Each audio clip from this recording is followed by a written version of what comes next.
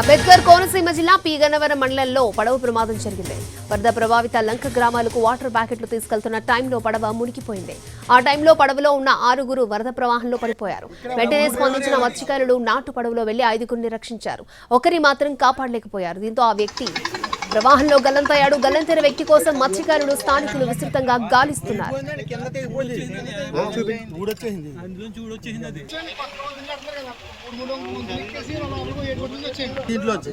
దీంట్లో తీయవలసినది ఏమైందంటే పెట్టుకోకపోవడం వల్ల ప్రమాదం జరిగింది. అంబేద్కర్ కోనసీమ జిల్లా పి గన్నవరం మండలంలో పడవ ప్రమాదం చోటు చేసుకుంది. వరద ప్రభావిత లంక గ్రామాలకు వాటర్ ప్యాకెట్లు తీసుకెళ్తున్న టైంలో పడవ మునిగిపోయింది. ఆ టైంలో పడవలో ఉన్న 6గురు వరద ప్రవాహంలో పడిపోయారు. వెంటనే స్పందించిన మత్స్యకారులు నాటు పడవలో వెళ్లి 5గురిని రక్షించారు.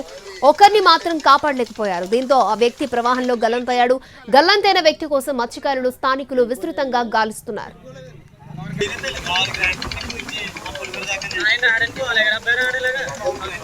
ఇక్కడ ఉడుముడు రేవులో తేలేరు. ఎంత దూరం